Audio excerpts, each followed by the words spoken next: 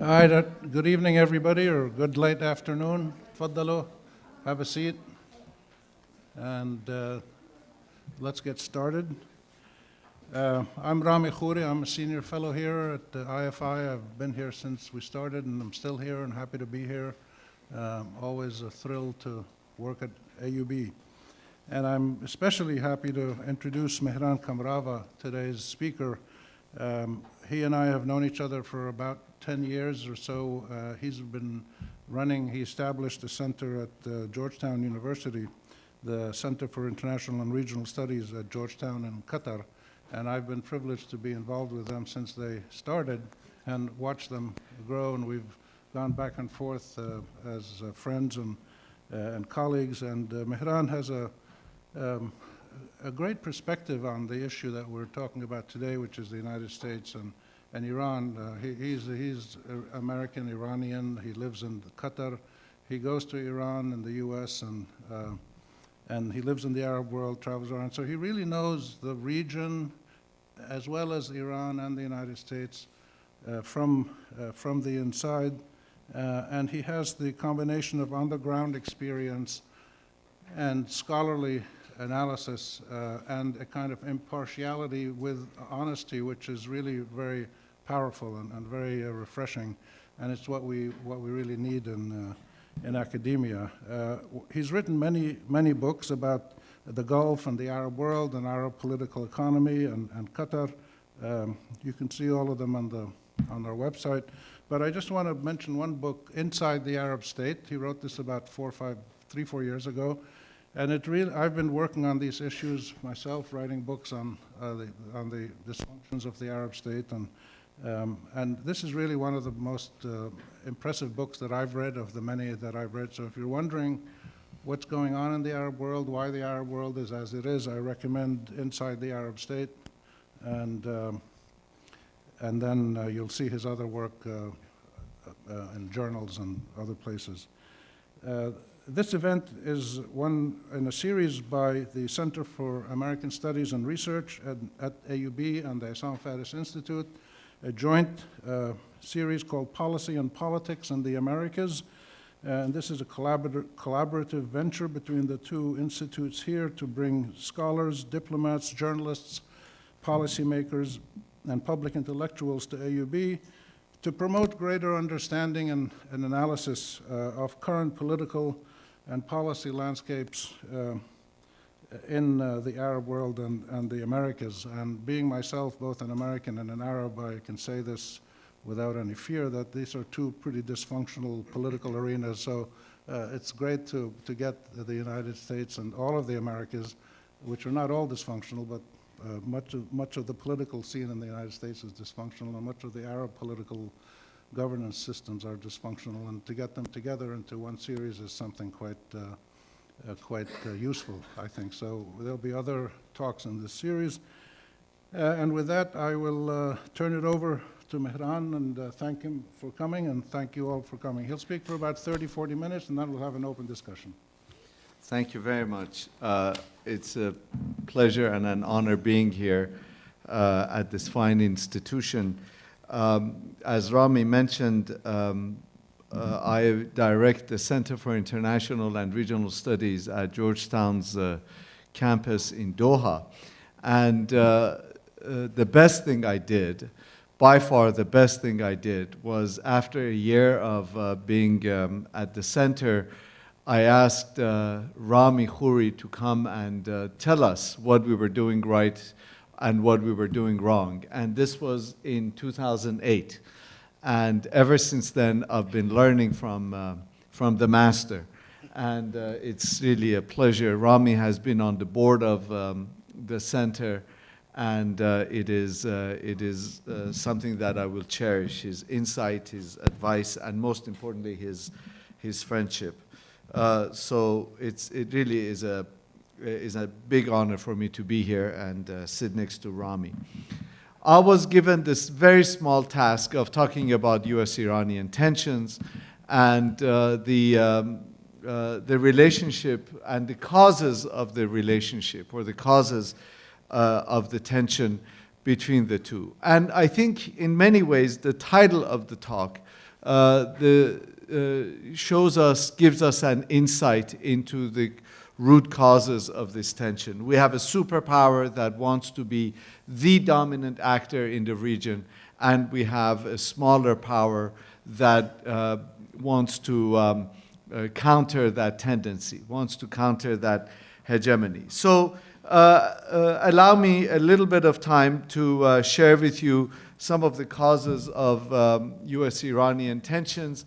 And in many ways, it goes back to their different conceptions of what the Middle East ought to look like. There are fundamentally different conceptions of both the international order at large and, in particular, the way that the Middle East should look like. There is, in many ways, a very deep 41-year-old strategic competition between these two actors. And of course, in many ways, what we see is that right now, currently, with President Trump in office, we see these tensions are at a height. And earlier, in the last few months of the Obama administration, we saw that these tensions had been reduced. So tensions tend to go through ebbs and flows, but nevertheless, there is this deep-seated tension that characterizes, since 1979, Iranian and American relations. And these tensions have in recent years been exacerbated by a number of different developments, that have simply combined to reinforce one another. Developments, for example, like the Arab uprisings of 2011, leadership transitions across the Gulf. And so what we see first and foremost, because of Arab Spring, we've had a proliferation of weak states across the Middle East that has given the strategic competition between Iran and the United States a different dimension and a much more security-oriented and balance of power dimension. We also have presidencies like Ahmadinejad, and the Americans didn't want to be left out, so they elected their own Ahmadinejad in the person of Donald Trump. So we have, in many ways, a clash of populisms and populist rhetorics in Iran and the United States. And of course, we've had since 2015 a leadership transition in Saudi Arabia that has, 2013 rather, that has fundamentally changed the calculus in the Gulf region, in the Arabian Peninsula. And so the assertiveness of the United States, the assertiveness of Saudi Arabia has been an important factor in figuring into US-Iran tensions and the causes of these tensions. Let's just look at a bit more detail as to exactly what are some of the conflicting priorities of these actors, of these two competing and conflicting actors. And let's begin with the United States. Well, needless to say, United States is a global superpower, and as such wants to organize the international arena. It sees itself as the rightful architect of a global order, and in particular a region that is of tremendous strategic importance to it. And it does so by being what in international relations might be called an offshore balancer. It does so by being a power that tries to manage developments in the Middle East, and in particular in the Gulf region, as an outside power. And it provides security for states that are fundamentally security dependent on the United States. Saudi Arabia, Bahrain, United Arab Emirates, Qatar, Kuwait, Oman, all of these states are security dependent. And the actor on which or on whom they are dependent for their security is the United States. So there's this deep sense of insecurity, particularly vis-a-vis first Iraq, and then after 2003, particularly in relation to Iran. And of course, there is this tremendous dependence on this external security provider. And of course, the United States relies on this relationship with its regional allies.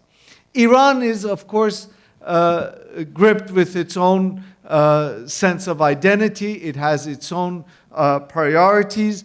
Iran views itself as a regional superpower. It views itself as the rightful architect in its own immediate environment. And so you can see how there are conflicting priorities and conflicting tendencies. It sees itself as a global middle power. And this, I think, is very important, because if you look at the global architecture in a very broad sense, you can say, well, there's a superpower, there's a bunch of great powers, Russia, China, the European Union, maybe UK and some others. And then you have middle powers globally, countries like Iran, Turkey, you name it. And so it sees itself as a global middle power that is against American hegemony. It doesn't want to abide by this American engineered regional order. And of course, Iran being Iran having gone through a revolution, having taken American hostages, not being a main player in the global arena in terms of its own revolutionary priorities, its own identity, its own ideology. It has cultivated ties with non-state actors, and it has had proxies through whom it has sought to influence. It has sought to project its influence and power. And so what we see is really a clash of these conflicting priorities of a global superpower trying to arrange the Middle East in a particular shape, in a particular arrangement, and then you have a global middle power that acts as a counter-hegemonic actor. And this has had particular consequences when it comes to the Middle East. Now, if you apply that very broad pyramid that I mentioned of a superpower, then great powers, and middle powers, and so on and so forth, at the global arena, if you apply that perspective to the Middle East, you get a particular hierarchy that since 2011 lends itself a great deal to tensions. In fact, if you look at the regional order, the hierarchy in the Middle East, you see a very peculiar development in the Middle East, in which you have 4 countries at the top that view themselves, each of them, as regional superpowers. And these also view themselves as global middle powers. On the one side, you have Iran and Turkey that do not agree with an American engineered regional architecture. And on the other side, you have status quo powers like Saudi Arabia and Israel that agree with the American engineered regional architecture. And beneath these 4 powers that are at different poles, you have a number of regional middle powers.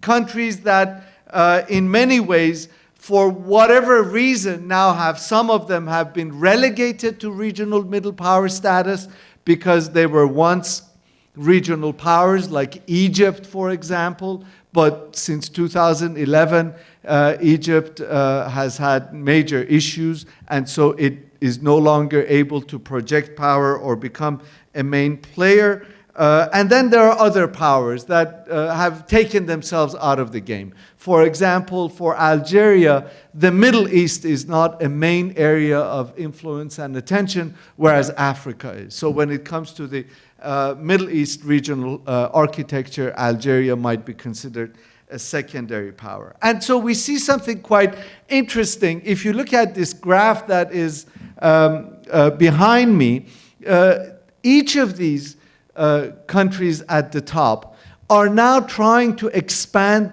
their influence at the growing number of weak states at the bottom of the pyramid. And they're doing it through different means. And of course, as a result of the Arab Spring, you have a proliferation of these weak states, countries like Syria, Libya, Yemen, and of course we have Iraq and Lebanon.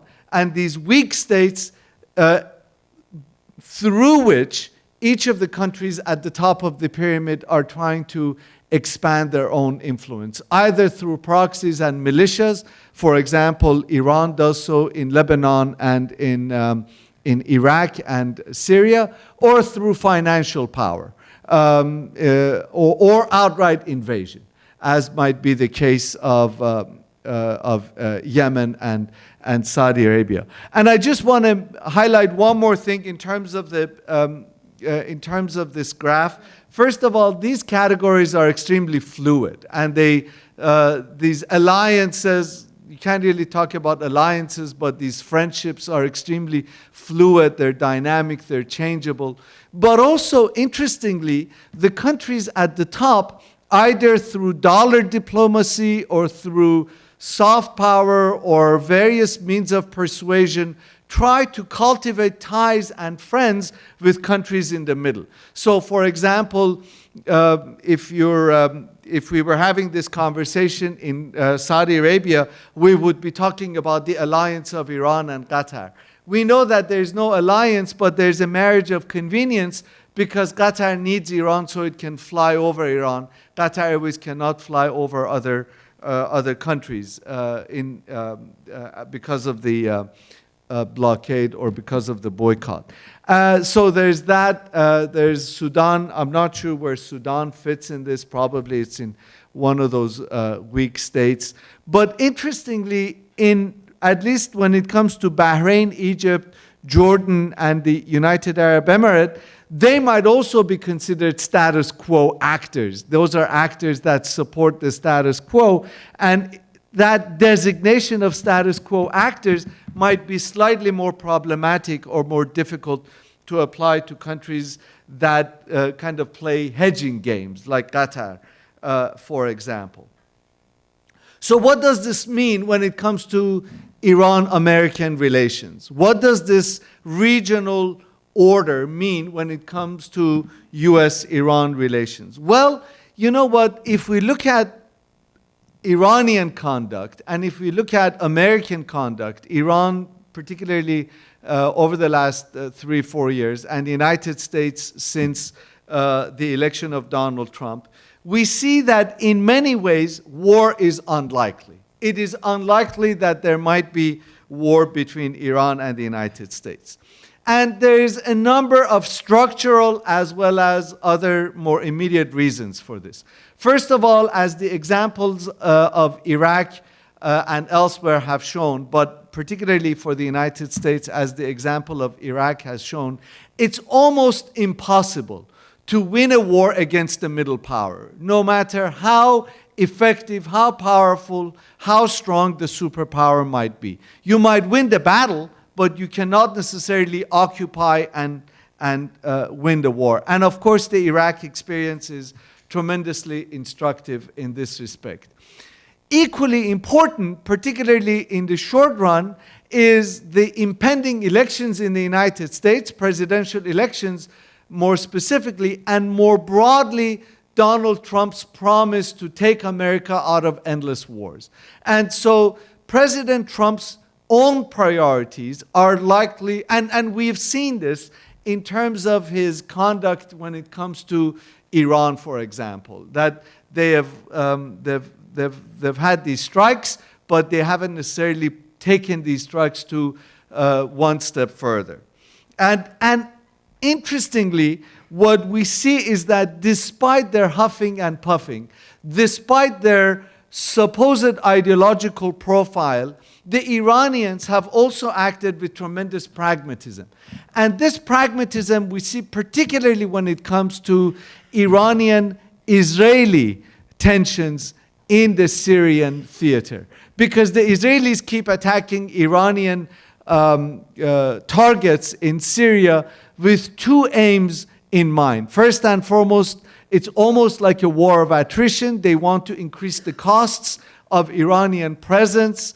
But also, at the same time, it seems as if Israel wants to draw Iran into a bigger military conflict, assuming that it has strategic priority and military superiority over Iran. But the Iranians have not necessarily taken the bait, and they haven't necessarily attacked. So we see from the Iranians an interesting, probably counterintuitive level of strategic pragmatism that may not necessarily be assumed otherwise. Now, war is unlikely. It doesn't necessarily mean that tensions are going to be reduced. In fact, what we're likely to see is this scenario of neither war nor peace. In fact, we will see continued tensions for a number of reasons. Iran is not about to sever ties with its proxies. Every once in a while we hear that, at least, for example, in 2003 or later on, there was this Iranian grand bargain. News has just come out that in 2012, Sultan Qaboos of Oman proposed to Netanyahu to act as a mediator between Israel and Iran, and Netanyahu rejected it. But so anyway, there's Iranian pragmatism, but Iran isn't about to let its regional proxies go. Its militias have been quite effective, and it's really the only resource Iran has. But also there's the Israeli wild card. These Israeli strikes in Syria on Iranian targets, I don't think are about to be at any time lessened.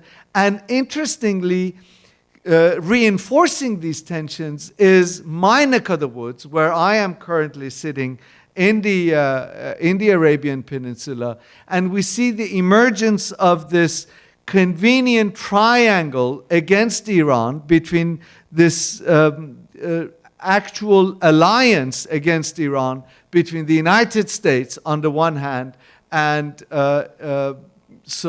its support for Israel, United Arab Emirates, and Saudi Arabia on the other. And so this unholy alliance between Saudi Arabia, UAE, and Israel against Iran is likely to leave tensions high. What are some of the implications specifically? And what we're likely to see is a balance of fear. This balance of fear between Americans and the Iranians that is likely to continue. We saw this particularly in relation to the assassination of General Soleimani. After the assassination, the Americans sent a message to Iran that we have now reestablished deterrence. And so this is it. And then the Iranians, of course, hit back with the missile, and a message was sent that no, now we have established deterrence. So there's a balance of fear that is likely to keep the status quo continuing. Now, what are the regional implications? And I promised to talk about Lebanon, but let me very quickly talk about the GCC. In terms of US-Iranian tensions and its consequences for the GCC, which is in many ways on the receiving end, because of what I will say in a minute, is that the GCC itself, of course, is on life support, and because it's on life support, this tension has also become a dividing line. On the one hand, we have these pragmatic actors that kind of support and see things a certain way. Oman, of course, Qatar, and Kuwait. And those who do not want to see a rapprochement or any measure of pragmatism between Iran and the United States. And of course, we know who they are. Now, I just want to say one thing about one key relationship here, which figures prominently in US-Iranian relations, and that is Saudi Arabia. The Iranian ambassador to Iraq 2 days ago came out and said that Qasem Soleimani was actually carrying a message for the Saudis when he was assassinated. The Saudis, after the Abqaiq attack, supposedly by the Houthis, but everybody pointed to Iran, they were keen to have a security dialogue with Iran. But after Soleimani's attack, Soleimani's murder, Saudi calculation has been that Iran is weakened. And as a result, Saudi Arabia is once again, over the last couple of weeks, has shown a reluctance to engage Iran in a dialogue. But there is a danger inherent structurally in Saudi foreign policy. Those of us who study international relations know that weaker states or smaller states usually bandwagon with their patrons. They go to their patrons and say, you support me against another threat. Well, there's a danger in this, because if your patron abandons you in the same way that the Saudis thought and feared that Obama was going to abandon them when he started talking to Iran, then there's the danger of abandonment. Or if the Americans go to war with Iran, it isn't Kansas that is going to be bombed. It's most likely the Arabian Peninsula that is going to be on the receiving end of this conflict. So the fact that there's this security dependence on the United States on the part of Saudi Arabia figures particularly strongly for the GCC. And there's been a ray of hope, and this is this initiative that I'm afraid isn't going to go anywhere. It is the Hormuz peace endeavor that Rouhani and Zarif have been talking about, the Iranian president and foreign minister, that I doubt is going to go anywhere. But at least the Iranians are saying the right things. At least the atmospherics and the ambiance is there, and they're saying the right things. The question is there going to be a receptive ear? There are three other countries I want to highlight in terms of US-Iranian relations and US-Iranian tensions. Of course, one is Iraq, the other is Syria, and last but by no means least, Lebanon. Iraq is considered Iran's primary sphere of influence. It is considered that area in which Iran exerts the most direct and the most significant influence that it has through non-state actors and militias. It is Iran's security gateway. That's how the Iranians think of it. And in Iran, there's a very clearly defined division of labor between the Ministry of Foreign Affairs, that is in charge of Iran's foreign relations, and the Islamic Revolutionary Guards Corps, which is in charge of Iran's immediate security policy in its environs. And Iraq policy is run by the IRGC. It's the IRGC, it's not necessarily the foreign ministry, but it's the IRGC. And in this case, Iraq is particularly important for the Iranians. In their calculation, Iraq is non-negotiable because it is where Iran exerts the most power. It is where Iran can give America a bloody nose. And for them, as a result, it is not open to negotiations. The same thing for Syria, because they figure the Americans are indecisive. The Americans don't know what they're doing. And so we're going to come to some sort of modus vivendi. We're going to come to some sort of working arrangement with the Russians in relation to Syria, because Syria is Iran's strategic depth. They think of Syria as that outpost, geographically a little distant from Iran, where Iran can indeed exert power and influence. And for them, Syria is quite important. The term strategic depth isn't mine, it is Khamenei's. Supreme Leader Khamenei's designation for Syria. He's the one who said Syria is our strategic depth. We're not leaving it. We're not going anywhere. And so this American indecision and Iranian strategic depth come to play in Syria. And when it comes to Lebanon, it's not so much the Americans that are active or have a vested interest in Lebanon, but it is their primary regional ally. If there is a Trump doctrine, and I'd be happy to discuss a Trump doctrine, there is a Trump doctrine, and it sees two main pillars to American interests. One pillar is Israel, the other pillar is Saudi Arabia. The Trump doctrine is a rehash of the Nixon doctrine that saw two pillars to American policy interests, Saudi Arabia and Iran. The Trump doctrine sees Saudi Arabia Israel.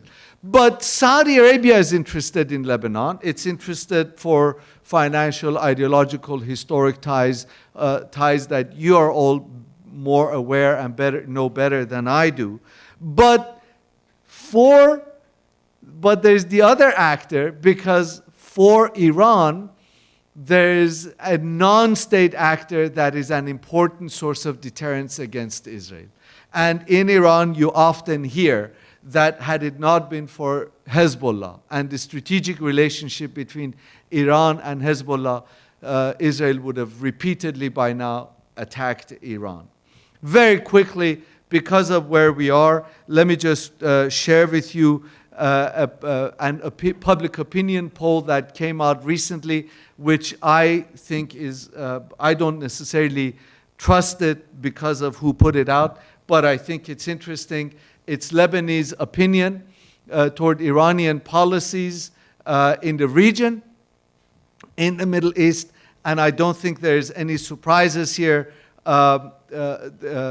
According to this poll, the Shiites have a positive opinion of Iranian policies, and of course the Sunnis and the Christians, respectively, or first the Christians and then the Sunnis, have the least favorable view. And the reason this is suspect is because it was put out by the Washington Institute for Near East Policy. There was no data specifically as to exactly how many people were interviewed, who was interviewed, but this is, the poll itself was supposedly conducted in November of 2019. It was published in December of 2019. And this puts things in slightly better perspective when it comes to the United States. Again, no surprises here. Apparently, most Lebanese Shia want the U.S. to expand its role in fighting Daesh, to find a diplomatic solution. The Sunnis and the Christians are more supportive of American efforts against Iran, and the Shiites, Shia are the ones who want America to reduce its activities the most. So, by way of conclusion, what are some of the likely developments in the years and the months to come? What are some of the trends to watch? I'm going to go on a limb here, and if any of you say Kamrava said this, I will deny it, although I'm going to go on camera. There's a video here. But I'm willing to bet that at least if things continue as they are, Donald Trump is going to get reelected. I think there's a fair chance that Donald Trump is going to get reelected. Now, this is important not just because he is erratic or unpredictable, but because historically, American presidents who have been reelected have acted and behaved differently in years 7 and 8 of their presidency than in the previous 6 years of their presidency. And the reason is simple, because they're not worried about elections. They're not worried about congressional elections, which in the US happen every 2 years. They're not worried about their own re-election. And in the last 2 years of their own presidency, they get worried about their legacy. So, for example, for Bill Clinton, we saw sustained attention to the Israeli-Palestinian issue. And you can say, well, it was because he wanted to distract people from the Lewinsky affair, but nevertheless, he was worried about his own legacy. Barack Obama signed the nuclear agreement. Even George W. Bush stopped some of his misadventures and had a decidedly different demeanor and profile in the last 2 years. So I think years 2023 and 2024 would be interesting to watch if Trump gets reelected. would America pursue different foreign policies than it has had under this president? That's a question mark that I think is interesting to watch. Closer to that date is next year, when Iran has its own presidential elections. And next week, Iran is about to, or actually in 2 weeks, Iran is going to have parliamentary elections. And these parliamentary elections this year, on this round, appear to be least exciting. Iran actually has quite exciting elections, both parliamentary and presidential elections. But the ones coming on February 21st promise to be the least exciting and the most predictable, probably. But Iran's presidential elections never cease to excite, and they're always colorful events, and there's actually a real contest.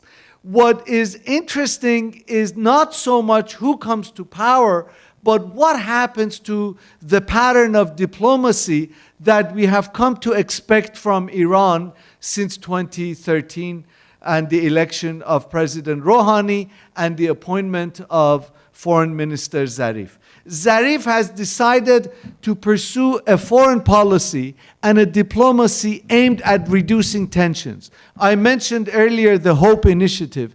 This is part of a broader stated policy of the Iranian government. Will the Iranians take a more confrontational stand? Will we see a different rhetoric? Will Iran pursue a balance of power foreign policy, or will Iranian policy be more dictated by its identity and ideology? I think these are all questions that are open to debate and some trends that we can watch. And particularly in relation to Iran, Iran is due for a leadership transition. The current leader is 80 years old, and he's looking quite frail in his speeches, in his demeanor, in walking.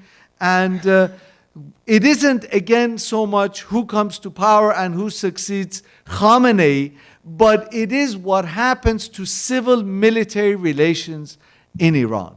The nature of civil-military relations and the extent to which the IRGC becomes active in the conduct of Iranian foreign policy, particularly when you add to the fact that Zarif may very well not be in office.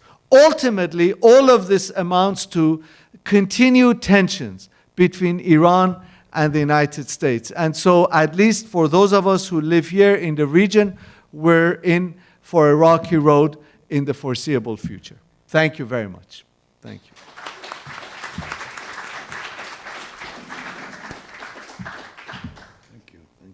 Thank you, Mehran.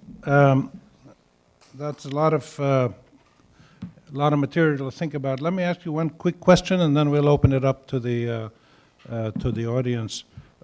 How do you analyze internal trends inside Iran that have evolved over the years with, continued outbreaks of mass demonstrations, and then they're beaten back, and then they're quiet, and then they come up again? This has been going on now for a while. And then you've had elections where twice people, the Khatami and then Rouhani, relative moderates were elected. So how do you see the internal evolution inside Iran, with the sanctions, of course, thrown on top of it, in relation to this picture that you laid out of the driving forces? Thank you. The best way to describe the Iranian political system is that it is a hybrid authoritarian political system. It is, at its core, an authoritarian system that is dictatorial, but it has certain strong democratic features: parliamentary elections, presidential elections, robust debates within policymakers. And what we see in Iran is that domestically, the pendulum swings between these two poles. There are times when the political system tends to be more open and more liberal, and there are times when it is far more authoritarian and repressive. And we are seeing the swing of the pendulum right now towards the state being much more security-oriented, much more repressive, and far less democratic than it has been, or than it was, for example, in the 1990s or in Rouhani's first term from 2013 to 2017. And what this means is that when you add sanctions and economic difficulties and mismanagement and corruption, then you have the perfect storm of popular discontent. And when there's an opening, or if something particularly tragic occurs, like the shooting of the Ukrainian jetliner, then the public erupts in mass protests. But these protests have had an interesting characteristic, that in that they are highly localized. Most of them are not in the capital, they're in provincial cities. And then they fail, unlike the 2008 protests or the revolution in 1978-79, they fail to catch fire. They peter out. And the question is why? Well, the unbridled repression of the state is one factor. But the other factor is this cunning and quite brutal technique that the Iranian state has chosen, which is it takes these protesters, imprisons them, frightens them, psychologically tortures them, and then it releases them. So in the process, what it does is that it breaks people's spirits. It shows people the tremendous human cost of political opposition. And so, unlike Syria, where the regime massacred and killed people, the Iranian regime takes them, puts them in jail, scares them, and releases them. And you have these apolitical zombies that want to have nothing to do, so that they don't want that experience to be repeated, that horrible experience of being in prison. And so you have this depolitization of society that occurs because of repression. And so this is it. And what is interesting is, in the next presidential election, which side is the pendulum going to swing? Khamenei, the supreme leader, has become increasingly more hands-on, increasingly more authoritarian and autocratic. And again, these are trends to watch in terms of the shifting sands within the Iranian political system. Thank you.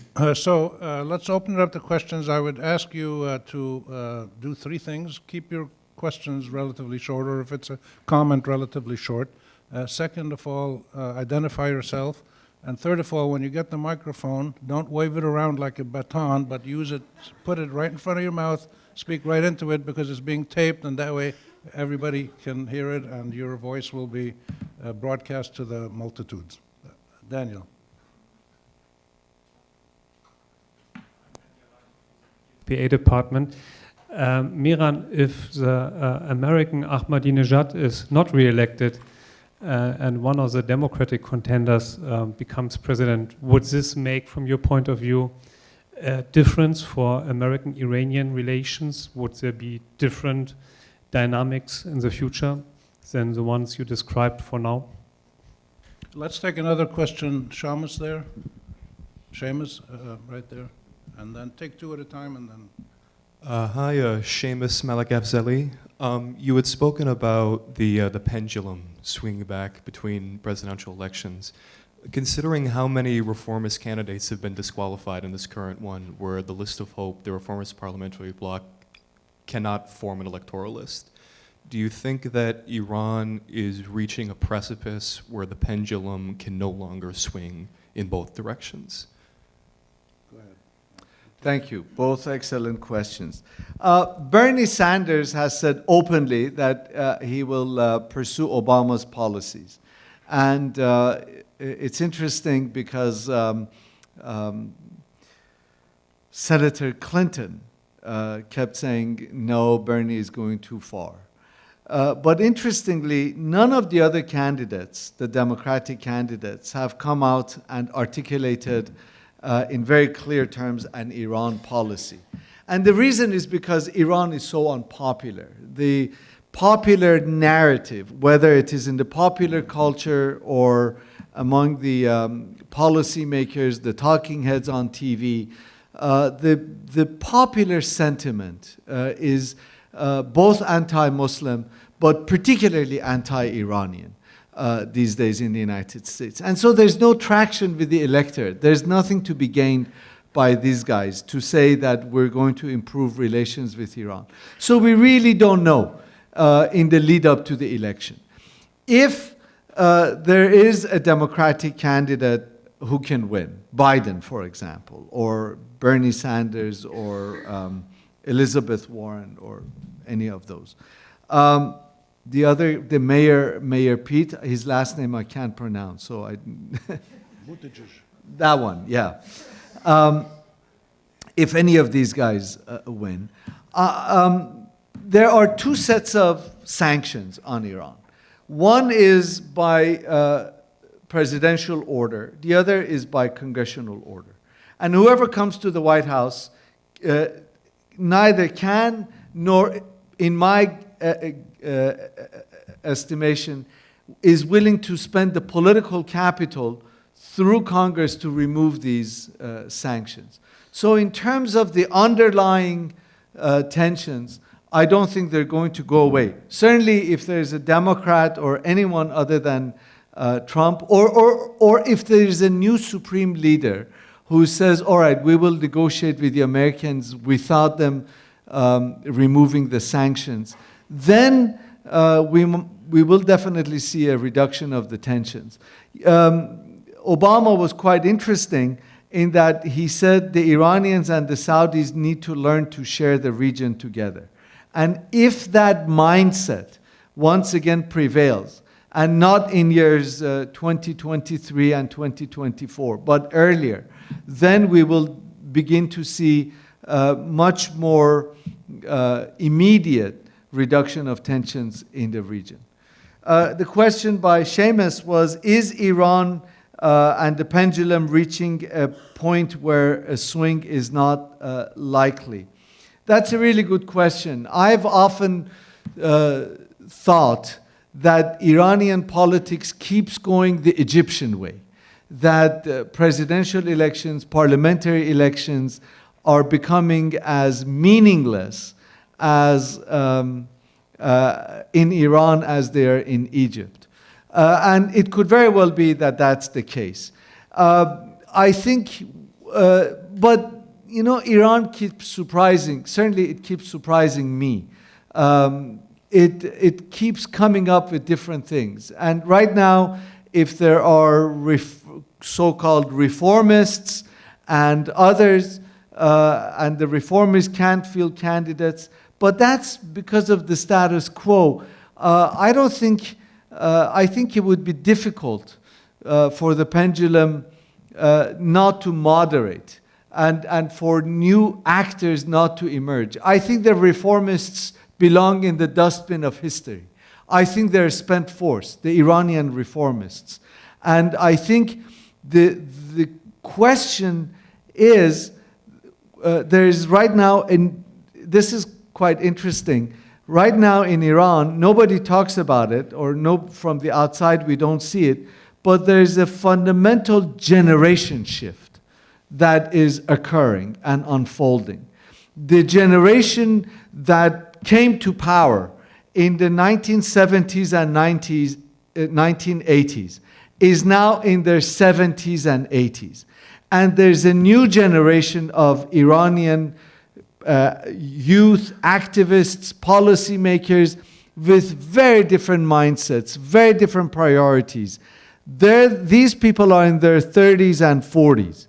And those are a new force. That's a new force to watch. So my advice would be to watch those guys. For example, the current Minister of Communication in Iran, telecommunication. He's in his 30s, and he's considered he's called officially the young minister. And it's those guys that are to watch, and whether or not they represent a new and emerging force within the Iranian body politic. Thank you. Ali here, and then the lady there, and then we're going to go up to the top so that we're fair to everybody geographically. Great, thank you, And Rami. Dr. Kronfall. Yes. First, thank you so much for your remarks. I have two questions, if I may. The first one is about, I'm interested in learning about your assessment of Iran's foreign policy and communications with the region. Like, if you look at Iran's foreign diplomacy with the West, usually it's very eloquent, very astute diplomats. You know, you see Zarif laughing and smiling a lot, and you called it the Zarif diplomacy. And I remember during the negotiations of the nuclear deal, there was really like a very smart communication strategy with Iran's diplomats, with channels like CNN and like global media outlets. When it comes to the Middle East, I think we don't see this kind of effort being put. On the contrary, like if you look at countries like Lebanon and Iraq, you can see that with the recent uprisings because of socioeconomic issues, you see that Iran is positioning itself and its communication at least agnostic to the voices of some of the people that are suffering from these factors. So the first part, I'm interested in in learning about your assessment of this disparity. The second question, which I'm sure maybe you have expected, is about the nuclear component. So how would you see the evolution of the nuclear program, and how the current events or the escalation would impact Iran's own calculus when it comes to considering its nuclear options? Thank you. Good evening. My name is Marlene. I'm a journalist. I have two questions. I would like to have your assessment, please, on the Lebanese revolution in light of the regional tensions between Saudi Arabia and Iran. How do you see this revolution? My second question, do we live in Lebanon a proxy war on the political Islam between UAE, KSA, and Turkey? Can you repeat the second question? May I ask in Arabic?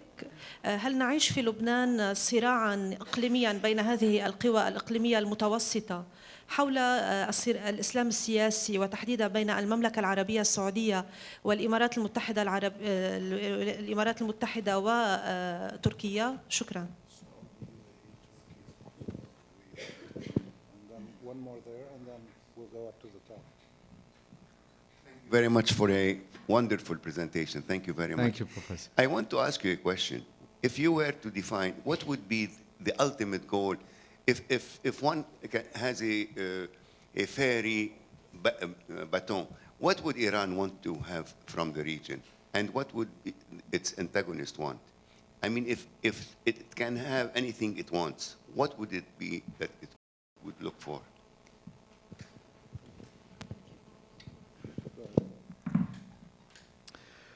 Thank you. So we should be done by about 10:30 when I'm done with these questions. You're absolutely right that the Iranian diplomats tend to be very articulate and very polished. And Zarif and his tweets are the reason I'm on Twitter, because I was staying away from Twitter, and then he started tweeting, and he tweeted Happy Rosh Hashanah, and I said, I have to see this to believe it. So I got on Twitter, and sure enough, he had tweeted a few years ago. And this goes to, in some ways, it also answers Professor Kronfall's question. You know, Iran has a split personality. All countries have split personalities. In revolutions and moments of critical juncture and historical drama, these split personalities become more reinforced and magnified. And revolutions are like riding a bicycle. You have to pedal hard to avoid a nasty fall. Sometimes you want to stop and go on with your routine, with your daily life. But then there are figures like Ahmadinejad, figures within the IRGC, those who don't want to go of the glory of the revolution, of the ideals of the revolution. And these conflicting tendencies within the political system, these conflicting tendencies within different institutions of the same state make themselves felt. What does Iran want? I think it depends who you ask in Iran. If you ask Zarif and company and Rouhani, they say, we just want to live in peace. I hear again and again from Iranian hardliners in Tehran that what they want is a win-win scenario in relation to the Americans. Officially, they say we want America to leave the region. When you speak to them, they realize that's an untenable goal because the countries of the region will not sever their military and their security arrangements with the region.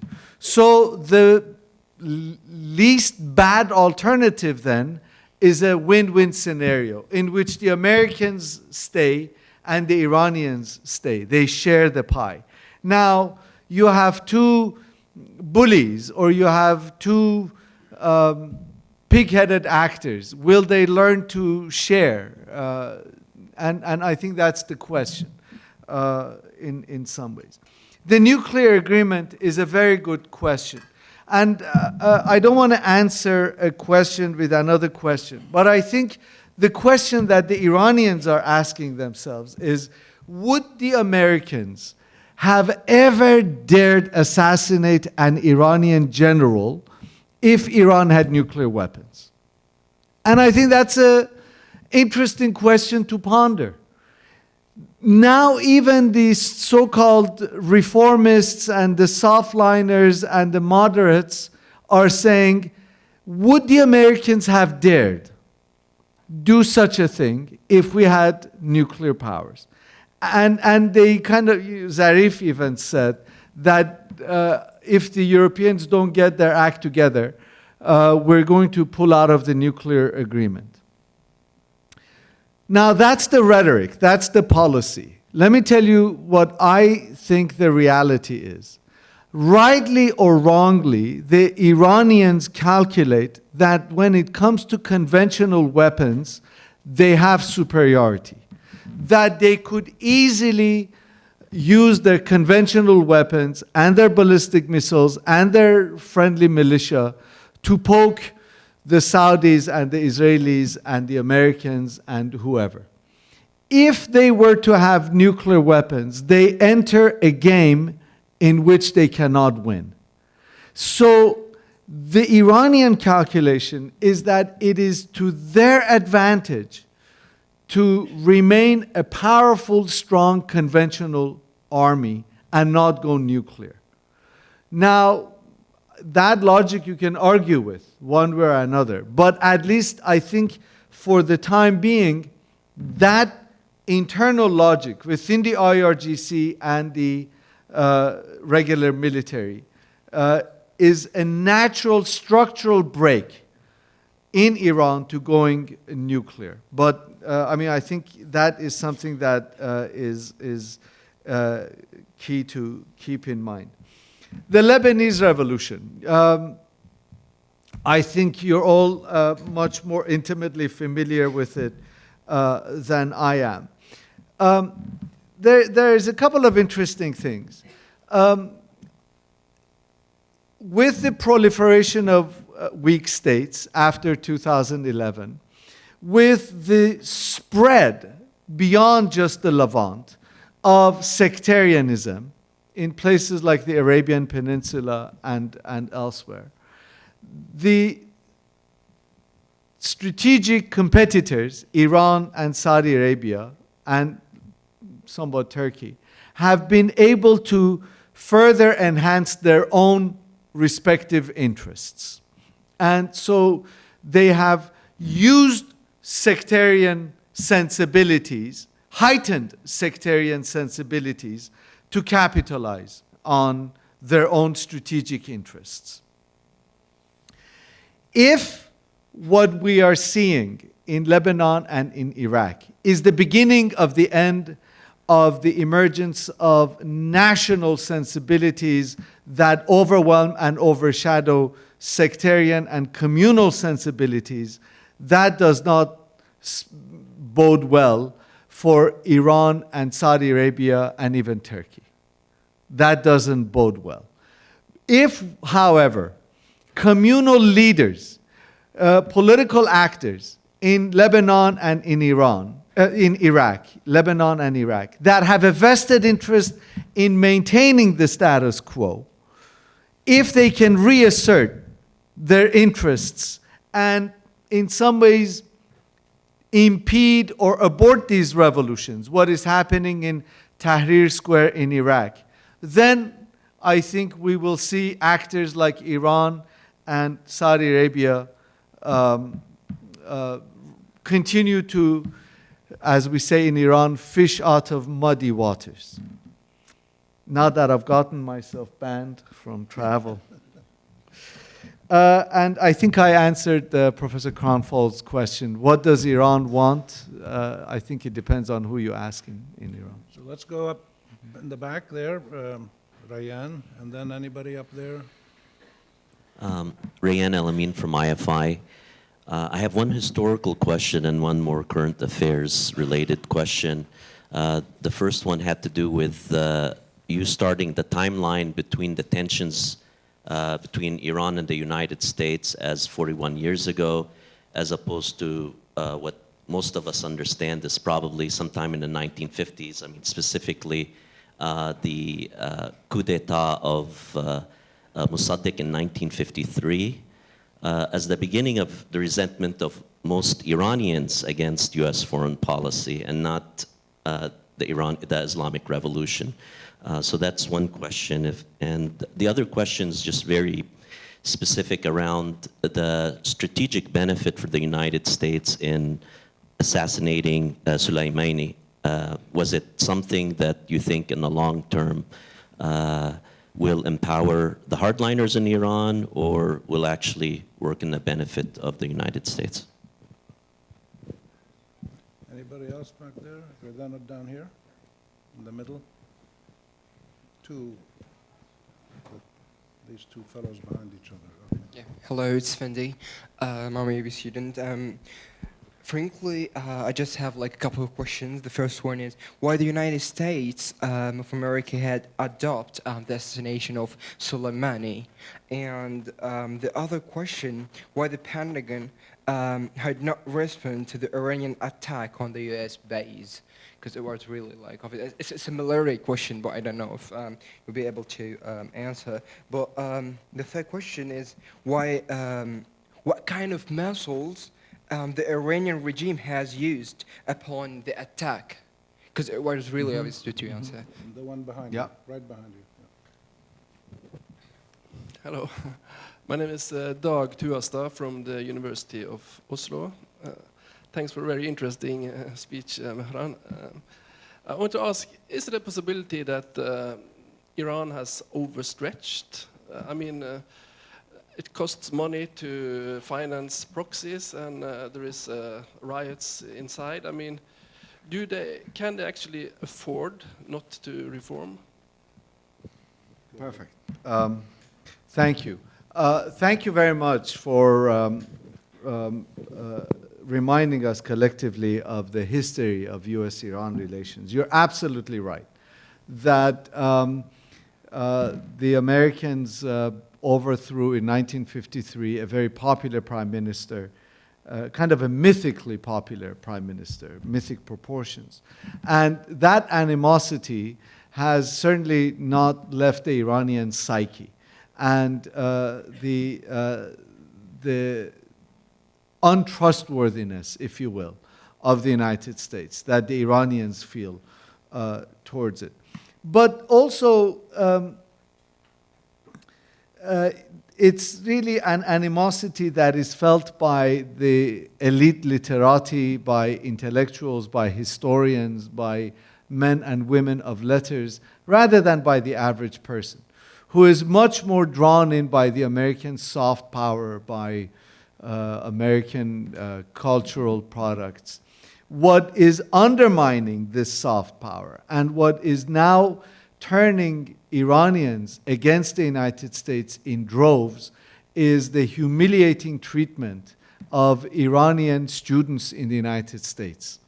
And the fact that many Iranian students who have valid acceptance letters from American universities are being detained at airports in Boston, in particular, Logan Airport, and then being sent back. And this is having reverberations, and this sort of event then reminds people of other previous episodes of American hostility towards Iran. The abandoning of the nuclear agreement, the sanctions, the 1953 coup, and all the other machinations. Even someone like me, I should just tell you, one time I took my family to Iran a few years ago, and we took a domestic flight.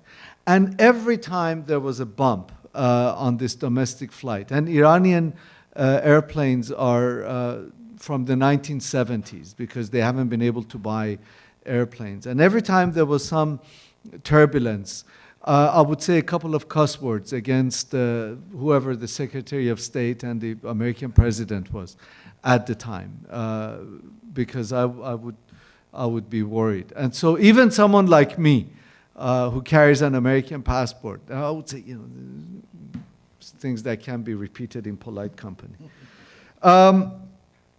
The other question was about strategic benefit in assassinating Soleimani. There were two questions about Soleimani's assassination.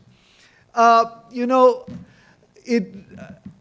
don't know to what extent Soleimani was the strategic genius that he was made out to be. It was really the American and the Arab media that made Soleimani into this mythical figure. And yes, he must have been an interesting, colorful character. He did cultivate personal ties with militias. But I'm not sure if his assassination is that big of a loss when you're sitting where Khamenei is sitting. Because you got to look at it from Khamenei's perspective. Would you rather have a live hero running around, or would you rather have a dead martyr who's been killed by the Americans? And I think that's an important consideration. And there might be some changes in Iran's management of non-state actors. There might be some changes around the margins. But I sincerely doubt if the overall strategic profile of Iran vis-a-vis these militias and non-state actors is going to change. And here I'll go on another limb and say something else, which probably I shouldn't say. But I would say watch the Eastern Front. Watch Afghanistan and Iranian activities in Afghanistan. You know that a week after, or maybe 10 days after General Soleimani was assassinated, mysteriously an American spy plane went down in Afghanistan. And you know that one of the passengers was the guy responsible for assassinating Soleimani. One of the American passengers on that plane. Watch the Eastern Front and what will happen to the United States in Afghanistan. The new commander of the Quds forces was in charge of the Afghan file. And so I would look eastward rather than Iraq. So I'm not sure if Soleimani's assassination is as big a loss as the Americans and the Saudis assume it is. What is of strategic significance, I think, is the Iranian attack on the base. The Iranians have thousands of these missiles. They attacked the base with 15 of them. And they gave the Iraqis, and through the Iraqis, the Americans, ample warning that this attack was happening, because they wanted to send a message. Domestically, they wanted to placate their own population, but they didn't want to cause any deaths. And the attack, I don't know how the media is covering it here, but the attack was by all accounts devastating. It has shocked everybody. And first the Americans came out and said nobody got injured. Then they said 12 people. Then they said 34 people. Now they're saying 64 Americans suffered brain damage, despite the fact that they were in bunkers. Now that strategic message was not lost on Donald Trump, who has promised to take America out of endless wars. And so that balance of fear that I talked about has once again been reestablished. That you might have drone attacks and go here and there, but if the Iranians can unleash their weapons, this would certainly not bode well. Those of us who are students of international relations know there's something called the madman theory of international relations. And this traces back to Nixon. When Nixon would act crazy to scare the North Vietnamese so that they would accede to his demands. And we see this with Donald Trump. And if you just go back to his rhetoric, little rocket man, finger on the trigger, we have 52 cultural sites that we're going to bomb, and all these things that he says, and he pulls back at the last minute. He doesn't carry through with these. What is too bad for Donald Trump is that the Iranians also engage in madman's theory of international relations. And so you have, in other words, Trump seems to have met his match in Tehran. And he huffs and he puffs, and the Iranians huff and puff back. And so you have this balance of fear as a result. Last question, has Iran overstretched? And this is a perennial question that is asked and actively debated in Tehran, within policy circles in Iran. Does Iran need to pull back its forces in Syria? Surely these are expensive. I think Iran would consider itself overstretched when you see increasing numbers of Iranian casualties from Syria. And so far, either they have been able to manage the message and the optics of Iranian casualties, or Iran hasn't had casualties because it's been through Pakistani brigade and Afghan brigade that they've organized in Syria and other militia groups. Those have borne the brunt of casualties. And so it hasn't necessarily been Iranian body bags per se that have been coming home. And of course, the Iranians are saying they will support the Afghan families whose members are dying in Syria. So the financial costs, at least in Tehran's calculation, so far they can afford.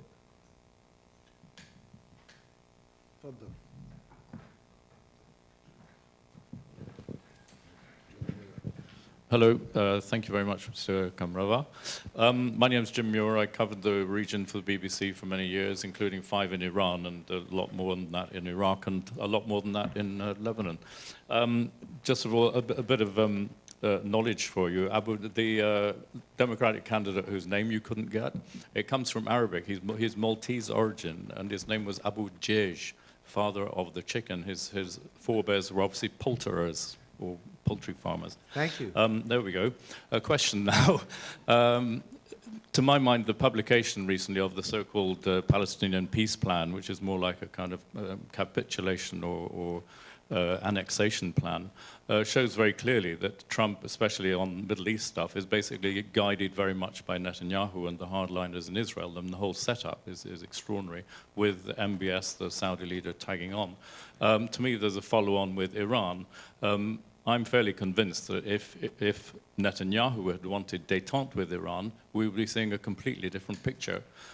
So how would you see that evolving in the future? Obviously, Israel's in a bit of a political kind of mayhem at the moment, but is that going to be a constant? In other words, is American policy going to be largely guided by by Israel's need to have a hostile Iran to justify its own repression of the Palestinians, for example, and equally the hardliners in Tehran playing off Israeli and American hostility to justify their internal repression.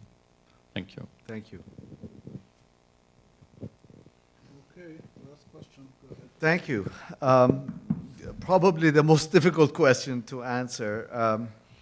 I should say, by the way, I was terribly saddened when you left Tehran because I was following your reporting from Tehran religiously.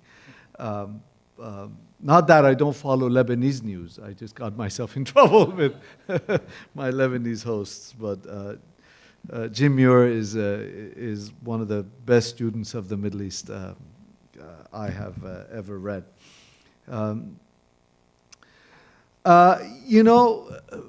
President Rafsanjani one time said we have no hostility with the people of Israel, and it's just the government. And every once in a while we hear reports that out of Tehran that some MP or somebody, some reformist said something similar. And whether it's a trial balloon or whether it is an actual expression of some ideal and some hope, is not, we don't really know. But certainly I think there is an awareness in Iran by a fair number of people that this hostility with Israel is, you can't be more Palestinian than the Palestinians themselves.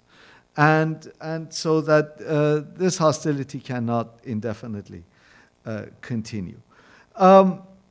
As you pointed rightly, it's the Likud and this particular wing of the Likud, Netanyahu in particular, that sees in Iran an extremely convenient boogeyman and uses Iran and Iranophobia to justify particularly hawkish policies and security policies. And we know, for example, that several times he has been debunked by the Israeli military establishment, and he's been blocked. Now, we have, in some ways, the perfect storm with Donald Trump, Jared Kushner, and Bibi Netanyahu trying to do anything and everything to prolong this axis that they have formed. And in that, the Emiratis and the Saudis find a convenient ally. Is this going to change? I don't know. Kam Rava means someone who's optimistic. So I'm optimistic, but I hate to admit that there are limits to my optimism. And it's very difficult to see if the Israeli judicial system finally gets the better of Netanyahu, we might see a leadership transition there. And for all his posturing and maneuvering, maybe Trump would surprise us. But I don't see it, at least in the next presidential cycles, either in Tehran or in Washington. I hate to end our meeting tonight on a note of pessimism, but unfortunately, that's what it is. Thank you, thank you, Mehran. Thank you all for coming. And Thank you. Thank you very much.